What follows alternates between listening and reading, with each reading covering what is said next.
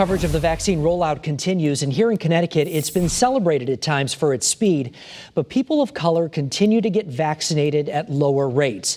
So are efforts to close that gap really working? As part of our new Eye on Connecticut podcast, Channel 3 Eyewitness News reporter Mike Savino went to a mobile clinic in New Britain to find out. Louis Texador has been trying to get an appointment for a COVID-19 vaccine, but he's been unsuccessful until Wednesday, when a mobile clinic came to his senior living apartment complex in New Britain. I tried on the phone, I couldn't get no call, nobody would call me back. Well, I'm glad they did this. Connecticut has been trying to get more vaccines into urban areas after early data showed Black and Hispanic people in particular weren't getting access.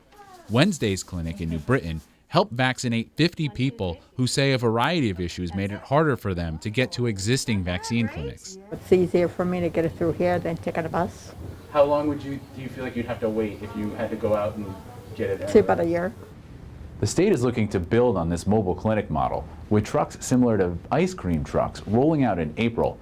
But as the vaccine rollout continues to ramp up, numbers from DPH show that this gap in vaccines continues.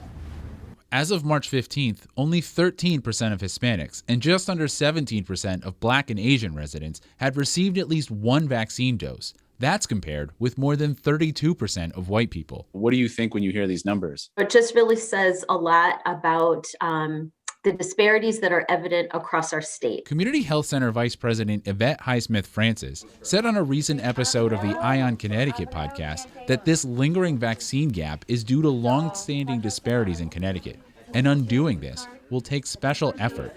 But some on the state's vaccine distribution advisory group wonder why more wasn't done from the start. We didn't have an equitable response or kind of a way to address this in the beginning. Highsmith-Francis agrees that more needs to be done. Providers are opening up smaller clinics in underserved neighborhoods.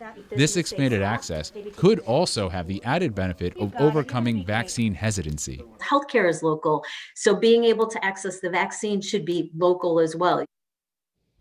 That was Channel 3's Mike Savino reporting. Now, you can hear more about Connecticut's effort to close the vaccine gap on Eye on Connecticut, the newest podcast from WFSB that's exposing inequality where it exists. You can find Eye on Connecticut on the Channel 3 app or Spotify.